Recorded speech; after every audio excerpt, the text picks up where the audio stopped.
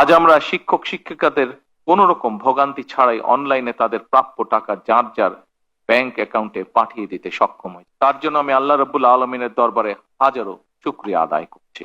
অবসরপ্রাপ্ত শিক্ষকদের কল্যাণ নিশ্চিত করতে প্রতিষ্ঠিত দুটি তহবিলে শিক্ষক শিক্ষিকাগণ প্রতি মাসে যে টাকা জমা দেন, সেই টাকার সঙ্গে সরকারও প্রতিটি অ্যাকাউন্টের বিপরীতে নির্দিষ্ট হারে একটি অ্যামাউন্ট জমা করেন। এর উদ্দেশ্য হলো দীর্ঘ চাকরি জীবন শেষে অবসরে যাওয়ার সময় প্রত্যেক শিক্ষক শিক্ষিকা যাতে একটি ভালো অ্যামাউন্ট হাতে পান। উদ্দেশ্য মহৎ হলেও দুর্ভাগ্যের বিষয় হচ্ছে চাকরি জীবন শেষে অবসরে গিয়ে এই টাকা উত্তোলন করতে শিক্ষক শিক্ষিকাদেরকে নানা ধরনের ভোগান্তি পোহাতে হয়েছে। ফোটানোর ঝামেলা ছাড়াই নিরাপদ পানির জন্য ঘরে আনুন পিওরিট। কল করুন 16627। যার একটি বাস্তব ভিডিও আমরা কিছুক্ষণ আগে দেখেছি।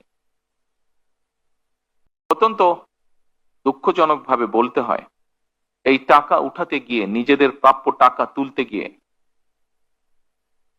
তাদেরকে ঘুষ দেওয়ার অলিখিত নিয়মও পালন করতে হয়েছে বা বাধ্য হয়ে করতে হয়েছে। এই বাস্তবতায় আজ আমরা শিক্ষক শিক্ষিকাদের কোন রকম ভোগান্তি ছাড়াই অনলাইনে তাদের প্রাপ্য টাকা যার যার ব্যাংক অ্যাকাউন্টে পাঠিয়ে দিতে সক্ষম হয়েছে। তার জন্য আমি আল্লাহ রাব্বুল আলামিনের দরবারে হাজারো শুকরিয়া আদায় করছি। শিক্ষক সমাজ যারা নীতি নৈতিকতা আর আদর্শের বাণী শিখে লাখো কোটি শিক্ষার্থীদের বড় করে তুলেন, তাদেরকেই যদি ঘুষ দিয়ে টাকা তুলতে হয় কিংবা অফিসে ঘুরে ভোগান্তি পোহাতে হয়, আমি মনে করি সেটি শুধু শিক্ষকদের হয়রানি নয়, বরং জাতি হিসাবে আমাদের হীনতাই প্রকাশ পায়। সম্মানিত উপস্থিতিবৃন্দ, অবসরকালীন সুবিধার টাকা আজ অবসরপ্রাপ্ত শিক্ষক শিক্ষিকাদের অ্যাকাউন্টে যত সহজে পৌঁছে দেওয়া হয়েছে, এই পুরো প্রক্রিয়াটি সম্পন্ন করার কাজটি কিন্তু অতটা সহজ ছিল না। কারণ পতিত পরাজিত বিতাড়িত ফ্যাসিবাদী সরকার যেভাবে ব্যাংক, বীমা সহ প্রতিটি সেক্টর থেকে লুটপাট করেছিল, সেই লুটপাটের কবল থেকে অবসরপ্রাপ্ত শিক্ষকদের স্বার্থ রক্ষায় গঠিত উল্লেখিত দুটি তহবিলও রেহাই পায়নি। জাল ইন্ডেক্স তৈরি, লুটপাটের সুযোগ তৈরি করতে শিক্ষকদের কল্যাণ তহবিল থেকে অর্থ দুর্বল ব্যাংকে সরিয়ে নেওয়া এবং প্রযুক্তিগত অবকাঠামোকে ধ্বংস করার মাধ্যমে এই তহবিল দুটিকে প্রায় দেউলিয়া করে ফেলা হয়েছিল। ফলে যে শিক্ষকগণ সারা জীবন শিক্ষার আলো ছড়াতে নিজেদের জীবনের সোনালী সময় পার করে দিয়েছেন, জীবনের এই প্রান্তে এসে তাদের চরম আর্থিক অনিশ্চয়তার মুখোমুখি হতে হয়েছে। ফ্যাসিবাদী চক্রের লুটপাটের কারণে অবসরপ্রাপ্ত শিক্ষক শিক্ষিকাগণ 2022 সাল থেকে এই তহবিল হতে কোনো টাকাই পাচ্ছিলেন না। বর্তমান সরকার রাষ্ট্র পরিচালনার দায়িত্বে আসার পর অবসরপ্রাপ্ত শিক্ষক শিক্ষিকাদেরকে অবসরকালীন সুবিধার টাকা দেওয়ার সিদ্ধান্ত গ্রহণ করে, কিন্তু দেখা যায় এই ফান্ডে পর্যাপ্ত অর্থের সংস্থান নেই। ফলে অবসরপ্রাপ্ত 70,000-এরও বেশি শিক্ষক শিক্ষিকাদের দুরবস্থার কথা চিন্তা করে সরকারকে বিশেষ ব্যবস্থাপনায় আজ অবসরপ্রাপ্ত শিক্ষকদের টাকা পরিশোধ করতে হয়েছে। আমি আজ এই অনুষ্ঠানে একটি কথা তুলে ধরতে চাই।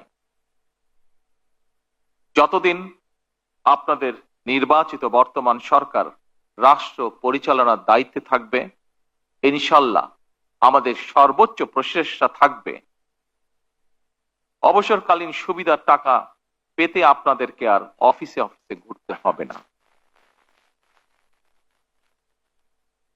আমাদের সর্বোচ্চ চেষ্টা থাকবে ইনশাল্লাহ আর কোনো ভোগান্তি আপনাদেরকে পোহাতে হবে না। এই সংক্রান্ত বিষয় আমাদের সর্বোচ্চ চেষ্টা থাকবে ইনশাল্লাহ আর কোনো মধ্যস্বত্ব ভোগীর যন্ত্রণা এই বিষয়ে আপনাদেরকে ভোগ করতে হবে না ইনশাল্লাহ। আগামী দিনগুলোতে যথাসময়ে অনলাইনে আপনাদের প্রাপ্য টাকা কোনো ভোগান্তি ছাড়াই আপনাদের অ্যাকাউন্টে যাতে পৌঁছে যায়, আমাদের সর্বোচ্চ থাকবে এটি ইনশাআল্লাহ। সম্মানিত শিক্ষক শিক্ষিকা বৃন্দ, বলা হয়ে থাকে শিক্ষকতা হলো একমাত্র পেশা যা অন্য সব পেশা সৃষ্টি করে। আপনারা শিক্ষকতা পেশা থেকে অবসর গ্রহণ করলেও আপনাদের কাছ থেকে শিক্ষা নিয়ে অসংখ্য শিক্ষার্থী নিজেদেরকে নানা পেশায় প্রতিষ্ঠিত করেছে এবং বর্তমানে করছে এবং ভবিষ্যতেও করবে। এখানেই একজন শিক্ষকের সার্থকতা। সুতরাং আপনারা প্রচলিত নিয়মে শিক্ষকতা পেশা থেকে অবসর গ্রহণ করলেও শিক্ষক হিসাবে আপনাদের দায়িত্ব শেষ হয়ে যায়নি। আপনারা এখনো সমাজের শিক্ষক। বাংলাদেশের আহ্বান কালের ধর্মীয়, সামাজিক এবং পারিবারিক মূল্যবোধ প্রতিষ্ঠায় এখনো জনমানসে আপনাদের ভূমিকা সর্বজনগ্রাহ্য।